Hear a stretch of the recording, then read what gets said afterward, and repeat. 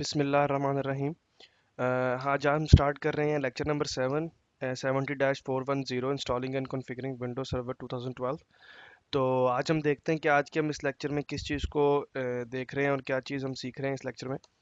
अच्छा, इस लेक्चर में हम आज पढ़ेंगे डीएचसीपी के बारे में। आप बहुत से लोगों ने आप में से सुना होगा डीएचसीपी सर्वर के बारे में। डीएचसीपी सर्वर क्या होता है, कैसे काम करता है, लेकिन आज हम उसी के बारे में थोड़ा पढ़ते हैं। जिन लोगों को नहीं पता और जिन लोगों को पहले से पता उनके लिए भी थोड़ा सा हेल्पफुल हो जाएगा कि डीएचसीपी जो सर्वर रोल है वो विंडोज़ में कैसे इंस्टॉल होता है और वो कैसे कॉन्फ़िगर होता है। फिर उसके बाद हम पढ़ेंगे डीएचसीपी का स्कोप क्या होता है डीएचसीपी का। फिर हम उसकी डेटाबेस में जाएंगे और फिर हम डीएचसीपी की मॉनिटरिंग तक जाएंगे। ठीक है, तो सबसे पहले हम बढ़ते हैं अपनी फर्स्ट स्लाइड की तरफ, जिसमें हम सबसे पहले अंडरस्टैंड करने की कोशिश करते हैं कि डीएचसीपी सर्वर एक्चुअल असल में है क्या। ठीक है। आपके नेटवर्क में जितने भी कंप्यूटर्स होते हैं, ठीक है, जितने भी कंप्यूटर आप नेटवर्क पे लगाते हैं उनको एक दूसरे से कम्युनिकेट करने के लिए टीसीपी आईपी की ज़रूरत होती है। ठीक है, अब वो आईपी आईपी चाहे तो आप स्टैटिक दे सकते हैं। ठीक है, जैसे हमने अपनी लैब में 10.1.1 इस तरह के यूज़ किए हुए, मैनुअली दे सकते हैं। लेकिन अगर आपकी कंपनी में थाउजेंड्स ऑफ या हंड्रेड्स ऑफ या इतने कंप्यूटर्स मौजूद हैं, क्लाइंट मौजूद हैं, तो आप एक एक कंप्यूटर पे स्टैटिक आईपी नहीं दे सकते और आप उसको मेंटेन कभी भी नहीं कर सकते।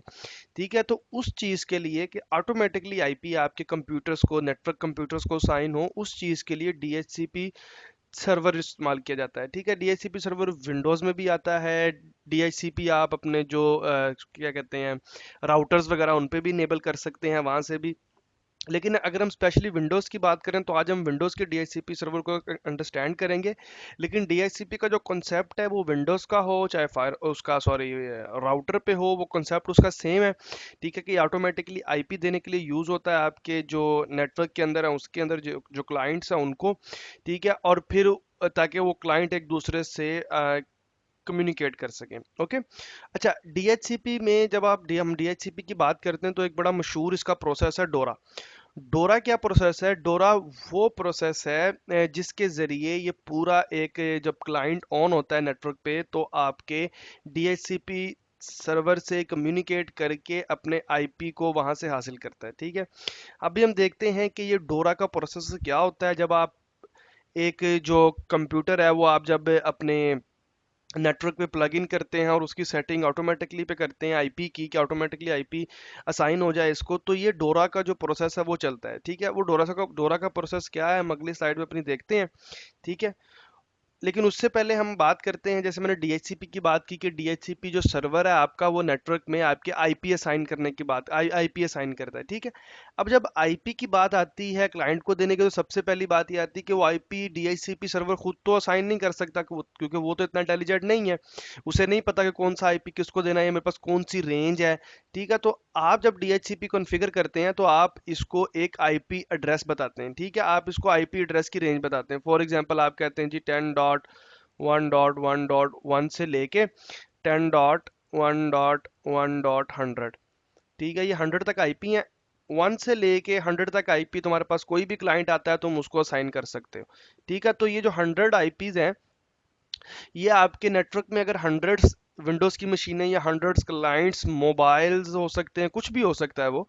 ठीक है, वो जब कनेक्ट होंगे तो 100 तक अप टू 100 डिवाइसेस आपके नेटवर्क में कनेक्ट हो सकती हैं और 100 को ये डीएचसीपी सर्वर हैंडल कर सकता है। ठीक है, उन 100 डिवाइसेस को आईपी असाइन कर सकता है। अगर आपकी डिवाइसेस से ज़्यादा हो जाती हैं तो आपको अपनी रेंज भी बढ़ानी पड़ेगी।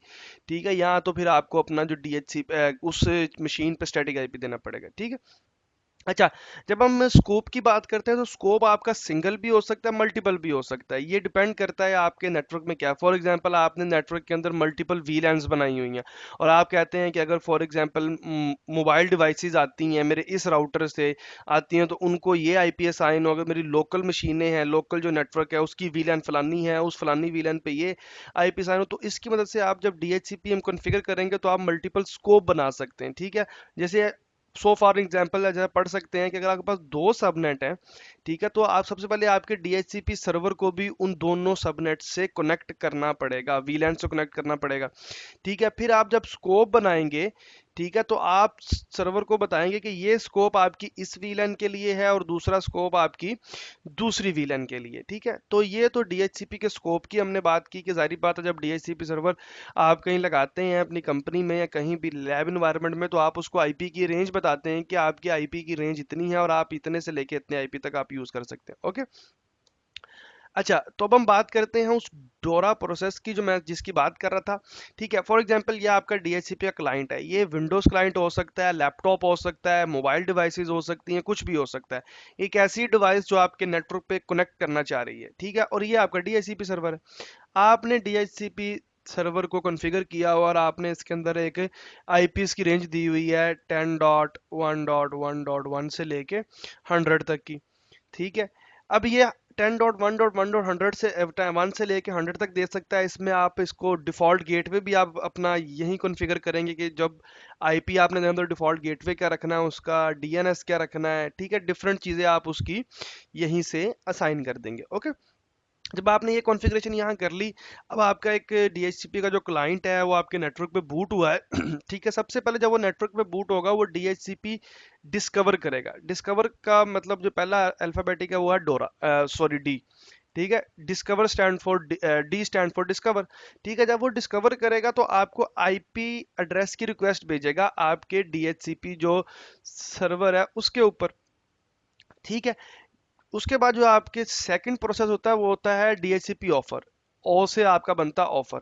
ठीक है, ओ क्या करता है, ये देखता है अच्छा जी ये मेरा डीएचसीपी का ये जो फलाना क्लाइंट है ये ऑन हुआ है, ठीक, इसने मुझे डिस्कवर किया और आईपी एड्रेस की रिक्वेस्ट की है। डीएचसीपी अपने इस पूल में से कोई भी आईपी इसको दे देता है। फॉर एग्जांपल वो 10.2 दे देता है। ठीक है, 10.1.1.2। ठीक है, 2 आईपी की इसको ऑफर करेगा वो। ठीक है, ठीक है, इसको ऑफर करेगा वो, और उसके बाद ये जो तीसरा प्रोसेस है ये होता है रिक्वेस्ट का। ठीक है, request, R stand for request. D जब ये आपके पास ये इसको आईपी ऑफर करता है और जो आपका डीएचसीपी क्लाइंट है ये एक आईपी एड्रेस को सेलेक्ट कर लेता है कि ठीक है आपने मुझे 10.1.1.2 आईपी दिया है, वो मैं अपने नेटवर्क में अपने अपनी मशीन पे कॉन्फ़िगर कर रहा हूँ। ठीक है, ये इसको रिक्वेस्ट भेजता है डीएचसीपी सर्वर को और डीएचसीपी उसको एक्नॉलेज करके वापिस एक रिक्वेस्ट भेजता है जिसे कहते हैं एक्नॉलेजमेंट। ठीक है, ए सी के स्टैंड फॉर एक्नॉलेजमेंट। ठीक है, तो ये D O R A acknowledge, DHCP acknowledge करता है कि ओके अब मैंने एक्नॉलेज कर लिया है कि ये जो आईपी 10.1.1.2 मैंने तुम्हें ऑफर किया था वो तुमने एक्सेप्ट कर लिया है और अब तुम्हारे पास नेटवर्क में मौजूद ये आईपी तुम्हारे पास है। और अब मैं अपनी डेटाबेस में ये अपडेट कर लेता हूँ डीएचसीपी सर्वर कहेगा कि 10.1.1.2 इस होस्ट नेम के अगेंस्ट इस मशीन के अगेंस्ट असाइन है और अब मैं ये आईपी किसी और मशीन को असाइन नहीं करूंगा अनटिल अनलेस ये आईपी मेरे पास फ्री नहीं हो जाता। ओके, ये थोड़ा इंटेलिजेंट काम करता है, जब तक आपका आईपी फ्री नहीं होता तब तक ये किसी और को असाइन नहीं करता। ओके, अच्छा, ये एक छोटी सी मैंने एक और एग्जांपल बनाई है इसके लिए कि फॉर एग्जांपल यही कंप्यूटर है, ये आपका कंप्यूटर है, ये वर्क स्टेशन है, लैपटॉप है दो। ठीक है, और ये आपका डीएचसीपी सर्वर है। ठीक है, जैसी जो कोई चीज़ ऑन होगी डोरा का प्रोसेसर चलेगा, मतलब एड्रेस रिक्वेस्ट करेगा वो, और वापसी पे वो उसको 192.168.1.12 इसको आईपी दे देगा, 13 इसको दे देगा, 11 इसको दे देगा, 10 इसको दे देगा, मतलब 10 11 12 13 आईपी, मतलब 4 आईपी उसने आपके डीएचसीपी ने डिफरेंट मशीनों को असाइन कर दिया और अपनी डेटाबेस में यहाँ अपडेट कर लिया कि 4 आईपीज मैंने असाइन किए हुए हैं और वो किस किस होस्ट पे मौजूद है और वो कौन कौन सा होस्ट उनको अभी यूज कर रहा है। ओके, अच्छा, जब हम आईपी किसी मशीन को असाइन हो जाता है तो उसके बाद क्या होता है, वो पूरी जिंदगी के लिए असाइन नहीं रहता उसको, या जब तक वो नेटवर्क में मौजूद है तब तक नहीं। ठीक है, उसके एक लीज प्रोसेस होता है। ठीक है, जब भी आप किसी मशीन को डीएचसीपी आपका आईपी देता है तो बाय डिफॉल्ट उसकी जो लिमिट होती है वो 8 डेज होती है। ठीक है, ये जो 8 डेज लिमिट है मतलब 8 डेज तक वो मशीन अपने पास उस आईपी को होल्ड कर सकती है। ठीक है, लेकिन जनरली क्या होता है कि जब 8 डेज में से मतलब 100% है ना, ये इसका 50% गुजर जाता है। ठीक है, 100 का तो 50% का मतलब क्या है कि यहाँ से 4 डेज गुजर गया एक मशीन को आईपी लिए हुए। ठीक है, 4 डेज के बाद वो एक रिक्वेस्ट भेजता है डीएचसीपी सर्वर को आईपी रिन्यूअल की। अब ये DHCP पे डिपेंड करता है कि वो उसको देता है आईपी रिन्यूअल नहीं, या DHCP उसको उस टाइम पे रिस्पॉन्ड नहीं करता, तो वो बाद में उसको रिक्वेस्ट भेजेगा 60% पे, 75% पे, 85% पे, लेकिन एट द एंड जब उसका 100% लीज हो जाएगा, जब आपके 8 डेज गुजर जाएंगे एक मशीन को नेटवर्क पे, तो 8 दिनों के बाद उसका जो आईपी है वो चेंज हो जाएगा। DHCP उसको अपने डेटाबेस में से, अपने कॉन्फ़िगरेशन में से कोई और आईपी उसको साइन कर देगा, और जो पहले उसको आईपी साइन हुआ हुआ है वो उससे वापस लेके वो किसी और मशीन को साइन कर देगा। ओके, तो इस चीज़ का ख्याल रखना है आपने कि ये आईपी DHCP पे हमेशा रैंडमली चेंज होता रहता है। अगर आपकी मशीन DHCP पे है तो इसका मतलब ये हरगिज़ नहीं है कि वो हमेशा उस आईपी पे रहेगा। अगर आप अपनी किसी मशीन का चाहते हैं कि मेरी फलानी फलानी मशीन का आईपी कभी भी चेंज ना हो, जो उसको DHCP ने दे दिया है एक दफ़ा वही हो जाए, तो उसके लिए आपको उसका मैक रिजर्व करना पड़ता है। ठीक है, वो एक अलग प्रोसेस है। या आप उसका जो स्टैटिक आईपी है वो कॉन्फ़िगर करके देंगे, लेकिन जब तक वो DHCP के ऊपर है वो अपना आईपी रिन्यू करवाता रहेगा। जब भी मशीन ऑन होगी वो रिन्यू की रिक्वेस्ट भेजेगी, 8 दिन के अंदर वो रिक्वेस्ट भेजेगी, लेकिन एट द एंड उसका आईपी चेंज होना ही होना है। ठीक है। अच्छा, ये हमने बात कर ली पूरे DHCP सर्वर की कि DHCP काम कैसे करता है। अच्छा, जब DHCP की हम बात करते हैं तो जाहिर बात है DHCP सर्वर की एक अपनी डेटाबेस होती है। ठीक है, उस डेटाबेस में ये DHCP अपनी पूरी हम जो भी कॉन्फ़िगरेशन करेंगे इस DHCP के अंदर वो उस डेटाबेस में सेव होगी। ठीक है, DHCP डेटाबेस के अंदर मतलब आईपी क्या है, इसकी लीज इंफॉर्मेशन क्या है, ठीक है, आईपी एड्रेस की इंफॉर्मेशन क्या है, ये सारी इंफॉर्मेशन वो अपनी DHCP की डेटाबेस में सेव करता है, और आप इस डेटाबेस का बैकअप भी ले सकते हैं और बाद में इसको रिस्टोर भी कर सकते हैं। ये आप पे डिपेंड करता है कि आप उसका बैकअप किस टाइम पे लेते हैं, कॉन्फ़िगरेशन के बाद लेते हैं और उसके बाद आप उसको रिस्टोर भी करके देख लेते हैं। ठीक है, तो अब चलते हैं अपनी लैब की तरफ। सबसे पहले DHCP सर्वर का रोल इंस्टॉल करते हैं, फिर अपनी एक विंडोज 7 क्लाइंट पे उसको DHCP पे रख के देखते हैं कि उसको आईपी असाइन हो रहा है या नहीं हो रहा, और फिर हम उसको मॉनिटर करते हैं कि आप कहाँ से देख सकते हैं कि कितने आईपीज मेरे नेटवर्क में असाइन हो चुके हैं। ओके गाइस, हम अपनी लैब में आ चुके हैं और ये मेरा डोमेन कंट्रोलर ही है, और मैं अपने डोमेन कंट्रोलर पे ही DHCP सर्वर रोल इंस्टॉल करने जा रहा हूँ। आप चाहें तो इसको सेपरेट भी रख सकते हैं, लेकिन ये मेक श्योर करें कि वो आपके सेम सबनेट या सेम नेटवर्क में हो। अभी इस वक्त क्योंकि हम अपने VMware इन्वायरमेंट पे हैं, तो हम इसके नेटवर्क कॉन्फ़िगरेशन दोनों मशीन की सेम होनी चाहिए। ओके, तो अभी हम DHCP सर्वर रोल की तरफ बढ़ते हैं। ठीक है, उसको इंस्टॉल करने के पहले सबसे पहले आप अपना जो सर्वर मैनेजर है उसको ओपन करेंगे। ओपन करने के बाद आप ऐड रोल्स एंड फीचर पे क्लिक करेंगे। ठीक है, उसके बाद ये आपको एक ब्यूटीफुल विंडो दिखाएगा। ठीक है, आप इस पर नेक्स्ट करें। सिंपल रोल बेस्ड इंस्टॉलेशन कर रहे हैं हम। ठीक है, एक रोल है उसको इंस्टॉल कर रहे हैं, नेक्स्ट करेंगे। ठीक है, और हम इसी जो हमारा जिस सर्वर पे हम बैठे हुए हैं इसी पे कर रहे हैं। ठीक है, किसी और सर्वर पे इंस्टॉल नहीं कर रहे हैं हम। ठीक है, तो हम यही सर्वर अपना सेलेक्ट करेंगे, क्योंकि 2012 में ये फीचर है कि आप यहाँ मल्टीपल सर्वर्स ऐड कर सकते हैं ताकि आप रिमोटली उन पे चीज़ें वगैरह इंस्टॉल कर सकें। ओके, तो अभी हम इसी इसी सर्वर पे हैं, तो मैं इसी सर्वर पे इंस्टॉल करूंगा, इसको नेक्स्ट करूंगा।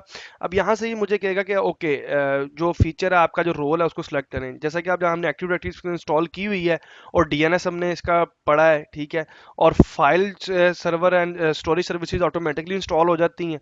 ठीक है, जब आप सर्वर इंस्टॉल करते हैं कि एक्टिव डायरेक्टरी इंस्टॉल करते हैं तो कुछ फोल्डर शेयर होते हैं, तो जो फोल्डर शेयर होता है तो वो बैक एंड पे फाइल एंड शेयरिंग सर्विसेज की इंस्टॉल कर देता है। ओके, तो अभी हम DHCP सर्वर रोल पे क्लिक करेंगे। ठीक है, ये कहेगा कि मुझे ये कुछ फीचर्स हैं जो इस रोल पे डिपेंड करते हैं, मुझे ये भी इंस्टॉल करने हैं। हम कहेंगे ओके, ऐड फीचर कर दे इसको, नेक्स्ट करेंगे। सिंपल नेक्स्ट करेंगे, नेक्स्ट करेंगे, और अगर हम कह देंगे कि रीस्टार्ट दिस सर्वर, अगर रीस्टार्ट रिक्वायर्ड है इसकी इंस्टॉलेशन के बाद, तो ऑटोमेटिकली रीस्टार्ट कर दे इसको, मुझसे पूछने की ज़रूरत नहीं है। ठीक है, तो अब ये जैसे ही ये रोल इंस्टॉल होता है तो हम वापस आते हैं और DHCP की कॉन्फ़िगरेशन करते हैं कि DHCP सर्वर रोल इंस्टॉल होने के बाद इसकी कॉन्फ़िगरेशन कैसे की जाती है। ओके गाइस, हमारा जो सर्वर है वो रिस्टार्ट नहीं हुआ DHCP के बाद, तो अभी हम स्टार्ट करते हैं इसकी कॉन्फ़िगरेशन को। तो अगर मैं कंप्लीट DHCP कॉन्फ़िगरेशन पे क्लिक करूंगा यहाँ से, तो ये मेरे पास DHCP की कॉन्फ़िगरेशन का मेन पेज खोल देगा। ओके, तो इसमें मैं नेक्स्ट करूँगा। तो यहाँ हम उसका जो DHCP सॉरी जो एक्टिव डायरेक्टरी का यूज़र नेम पासवर्ड ऑथेंटिकेशन के लिए वो प्रोवाइड करते हैं। तो अभी मैं एडमिनिस्ट्रेटर से लॉगिन हूँ, तो मैं वही पासवर्ड अपना इसको दूंगा और मैं यहाँ से कमेंट कर दूंगा। ठीक है, और अब मैं यहाँ से इसको क्लोज करता हूँ।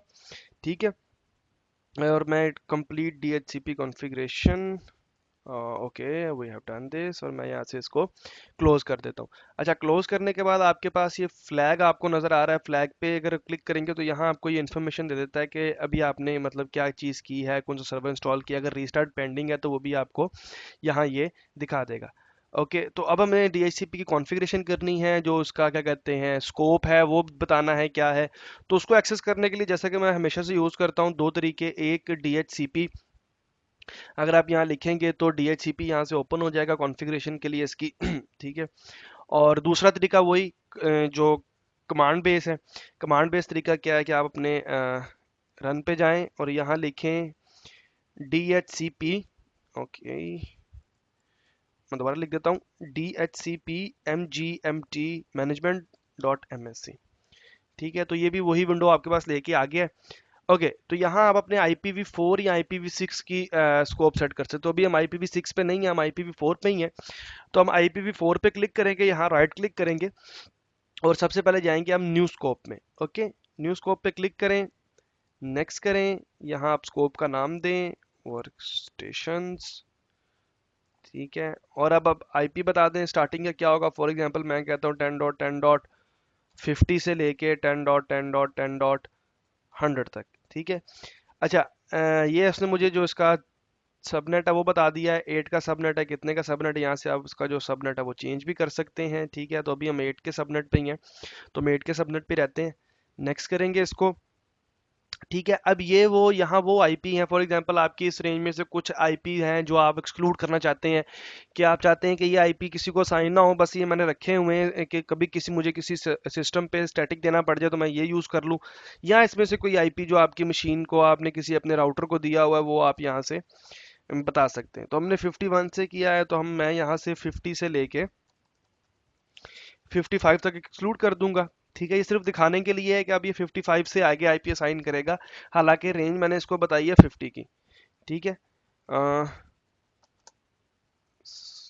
ओके, ये गलत हो गया था। 10.10.50.100। ओके, तो यहाँ से मैंने 50 से लेके 55 तक एक्सक्लूड कर दिए हैं। ठीक है, और ये वो लीज डेट है जिसकी मैं बात कर रहा था। आप चाहें तो इसे कम भी कर सकते हैं, आप जितना चाहें इसको बढ़ा भी सकते हैं। तो अभी हम नॉर्मली इसको 8 डेज पे रखते हैं। नेक्स्ट करते हैं। ठीक है, वो कहेगा yes I want to configure this option now. ठीक है, हमें कॉन्फ़िगर करनी है अभी ऑप्शन इसकी। अब देखें, आईपी एड्रेस, सबनेट मास्क, दो चीज़ें हमने दे दी और उसके बाद आता है डिफ़ॉल्ट गेटवे। डिफ़ॉल्ट गेटवे इसका क्या है, अभी तो हमारा कोई डिफ़ॉल्ट गेटवे नहीं है, लेकिन फॉर एग्जांपल मैं 5 दे देता हूँ इधर। ठीक है, और ओके, तो यहाँ जाके ये पूछेगा आपके जो डीएनएस सर्वर है उसका नाम क्या है, उसका आईपी क्या है। तो फॉर एग्जांपल मैं यहाँ अपना डीएनएस सर्वर, ये एडी ही है मेरी डीएनएस सर्वर इसका, तो मैं अपना एडी का 10.10.1 है। ओके, तो मैं इसका 10.10.10.1, ठीक है, ऐड, बल्कि ये पहले से ही ऐड है 10.10.1। ठीक है, तो ओके, एक को मैं रिमूव कर देता हूँ और दूसरा मैं आपको एक ऐड करवा के देता हूँ, दूसरा 8.8.8 का सब डीएनएस एड्रेस। ओके, तो अभी पहले इसको चेक करेगा पिंग करके। मेरा नहीं ख्याल कि मेरे सिस्टम पे इंटरनेट की एक्सेस होगी या नहीं, तो we have to wait till this process. Okay, मतलब वो कह रहा है वैलिड नहीं है क्योंकि पिंग नहीं कर पा रहा। तो फिर भी मैं इसको ऐड करना चाहता हूँ तो मैं इसको ऐड कर दूंगा। ठीक है, मैं इसको नेक्स्ट करूंगा। ठीक है, यहाँ विन सर्वर अगर आपके नेटवर्क में कोई मौजूद है वो उसका आईपी दे सकते हैं। नेक्स्ट करेंगे और यहाँ से मैं कहता हूँ कि मेरे इस स्कोप को अभी एक्टिवेट कर दो। ठीक है, अब जैसे आप देख सकते हैं कि ये आपका इस स्कोप आ चुका है। ठीक है, एड्रेस पूल में जाएंगे तो ये आपको एड्रेस बता रहा है कि 10.50 से लेके 55 तक एक्सक्लूड है और 50 से लेके 100 तक मेरी रेंज है। ठीक है, लीज अभी कोई नहीं है, रिजर्व मैंने कोई नहीं किया। ठीक है, डीएनएस सर्वर मेरे ये हैं, डीएनएस नेम ये है, राउटर यानी मेरा डिफॉल्ट गेटवे उसका ये है। ठीक है, तो अभी हम चलते हैं अपनी विंडोज 7 की मशीन पे, लेकिन उस पे जाने से पहले एक चीज़ सबसे पहले, क्योंकि आप लोग बाद में भी पूछेंगे कि DHCP आईपी नहीं ले रहा मेरा, तो आप मेक श्योर करें कि आपके ये दोनों होस्ट ओनली पे हैं। तो ये अंदर ही बात करेंगे, तो मेक श्योर करें कि ये दोनों मशीनें होस्ट ओनली पे हों ताकि ये एक दूसरे से कम्युनिकेट कर सकें। ठीक है, और DHCP से ये इसका आईपी ले सके। तो अभी मैं इसको लॉगिन करता हूँ अपनी विंडो 7 की क्लाइंट मशीन को, और अभी मैं एडमिनिस्ट्रेटर से लॉगिन करूँगा क्योंकि मुझे बार बार आईपी चेंज करना पड़ेगा।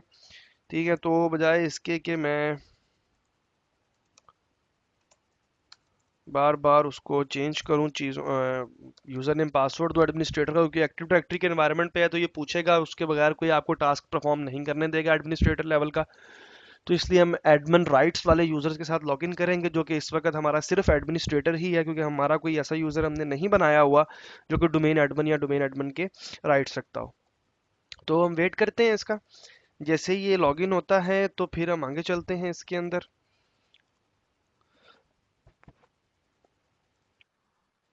ओके, ये लॉगिन हो चुका है, तो सबसे पहले हम चलते हैं CMD पे और देखते हैं इस वक्त इस सिस्टम का IP 10.2 है, ठीक है। और अब हम चलते हैं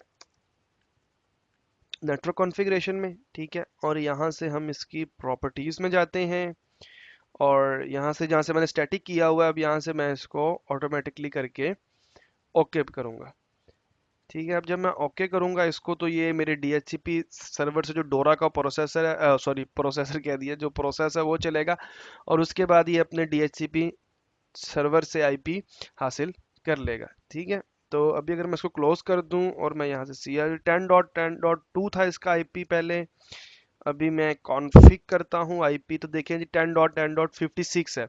56 इसलिए क्योंकि 55 तक हमने उसके अंदर से एक्सक्लूड कर दिए थे, ठीक है। और ये देखें डिफ़ॉल्ट गेटवे भी आपको 10.5 का बता रहा है। एक और चीज़, अगर ये एक और कमांड होती है, स्पेस बार करके /all कर दें, तो ये आपको थोड़ी डीप इन्फॉर्मेशन दे देता है। उस डीप इन्फॉर्मेशन को देखते हैं कि जैसा कि आप इस चीज़ को पढ़ें, तो ये क्या लिखा हुआ है। ये कह रहा है जी कि माई लैब डॉट लोकल की डोमेन है, DHCP इनेबल्ड है, यस, ठीक है। ऑटो कॉन्फ़िगरेशन इनेबल्ड है, ओके। IPv4 क्या मिला है, 10.10.56 प्रेफर्ड है। ये कोई और इसके अलावा IP एड्रेस कॉन्फ़िगर नहीं है, जो भी ट्रैफिक होगी इससे जाएगी। सबनेट मास्क का ये है, कहते हैं लीज ऑब्टेन संडे अक्टूबर 29, ये आपको डेट बता रहा है अभी की, कि जिस वक्त ये इसने लीज लिया है, ठीक है। लीज एक्सपायर 8 डेज के बाद 6 नवंबर को 2017 को इस टाइम पे ये लीज इसकी एक्सपायर हो जाएगी, और उसके बाद उसको IP एक नया मिल जाएगा, ओके। डिफॉल्ट गेटवे हमने 5 का दिया था, तो उसने 5 का दे दिया है, ठीक है। DHCP सर्वर का एड्रेस क्या है, तो वो कह रहा है DHCP सर्वर 10.10.1 पे मौजूद है, ओके। उसके बाद ये DHCP की क्लाइंट आईडी है, ये DHCP की आईडी, सॉरी DHCP वर्जन 6, मतलब इसके IPv6 की, जो कि हम अभी यूज़ नहीं कर रहे। DNS सर्वर की बात करें तो हमने दो ऐड किए थे, 10.10.1 और 10.8.8.8। अच्छा, इसके बाद कुछ कमांड्स होती हैं जो मैं आपको बताना चाह रहा हूँ। एक होती है command IP config slash release. ये रिलीज कमांड क्या करेगी, इस IP को रिलीज कर देगी, ठीक है। CONFIG, ठीक है। IP को रिलीज कर देगी। अब मैं अगर IP कॉन्फ़िग करूंगा, तो देखिए मेरे पास कोई IP एड्रेस नहीं है। अगर इसी मैं कमांड को चलाऊं, IP config forward slash renew करूं, IPCONFIG, ठीक है। तो ये एक मेरी IPCONFIG रिन्यू करूंगा इसको मैं, और अब इसका मैं IP कॉन्फ़िग करता हूं, तो अभी ये IP नहीं ले रहा वहां से, लेकिन ये लेगा।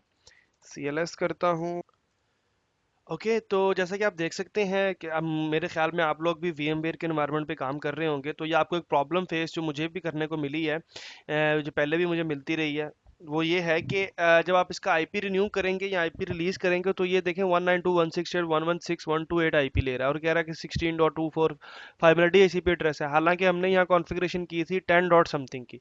तो ये IP कहाँ से आ रहा है, ज़्यादा परेशान होने की ज़रूरत नहीं है। अगर आप एडिट पे क्लिक करेंगे, वर्चुअल नेटवर्क एडिटर में जाएंगे, और यहाँ से आप इसकी करेंगे,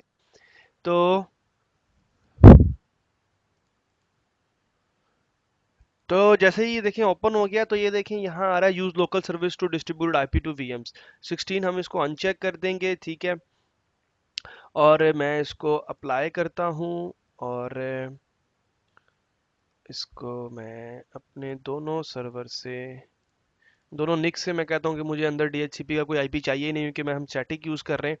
तो भी मैं ओके करता हूँ, और चलते हैं वापस लैब की तरफ, ओके। तो अब अगर मैं इसका ये नेटवर्क कार्ड डिसेबल कर दूं यहाँ से, और दोबारा इसको इनेबल करता हूँ, तो अब इसको आईपी जो हमारा जो existing TNS server sorry DHCP है देखें वहीं से लेना चाहिए। ओके, तो अब हम चलते हैं यहाँ अपनी वो आईपी कॉन्फ़िग की तरफ दोबारा, जैसा कि मैं आपको बता रहा था, CONFIG/all।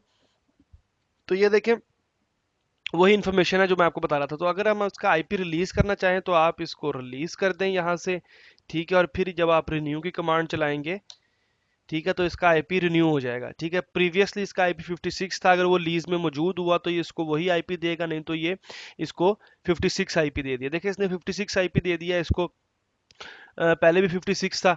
तो अब हम चलते हैं अपने डीसी के अंदर, ठीक है, थोड़ी मॉनिटरिंग करते हैं फिर आईपी को रिलीज करते हैं। ओके, अच्छा, यहाँ से हम आप इसकी एड्रेस पूल का, जैसा मैं आपको बता चुका हूँ, ठीक है, एड्रेस लीज में आप देखेंगे तो ये वो जितने भी आपके डीएचसीपी सर्वर पे क्लाइंट्स हैं वो सारे यहाँ नजर आ जाएंगे, 10 15 20 जितने भी हैं। ठीक है, और अगर आप चाहते हैं ये मेरा आईटी का पीसी है, मैं चाहता हूँ कि इसके ऊपर हमें रहे ये डीएचसीपी पर ही, लेकिन आईपी हमेशा इसको यही असाइन हो, तो मैं इस पर राइट क्लिक कर सकता हूँ और इसको ऐड टू रिजर्वेशन कर सकता हूँ। ठीक है, अब मैं रिजर्वेशन में जाऊंगा तो ये मुझे बताएगा कि ये आईपी है इस सर्वर के लिए और इसको मैंने रिजर्व किया हुआ है। डिलीट करना चाहूँ तो मैं यहाँ से इसको डिलीट भी कर सकता हूँ, कॉन्फ़िगर करना चाहूँ तो मैं कुछ और ऑप्शन भी इसकी कॉन्फ़िगर कर सकता हूँ। देखें अभी मेरे पास एड्रेस लीजेस में वही आईपी आ रहा है। ठीक है, अब हम क्या करते हैं, अब हम चलते हैं इसके ऊपर, यहाँ से करते हैं आईपी कॉन्फ़िग स्लैश रिलीज। ये तो मेरे पास तो अभी एक ही विंडो है। अगर आपके पास लैब में ज़्यादा इन्वायरमेंट है, ज़्यादा विंडोज़ हैं, तो आप उस पर डिफरेंट वीएम्स पे आईपी रिलीज करके इसको यहाँ से डिलीट करें इसकी रिजर्वेशन को।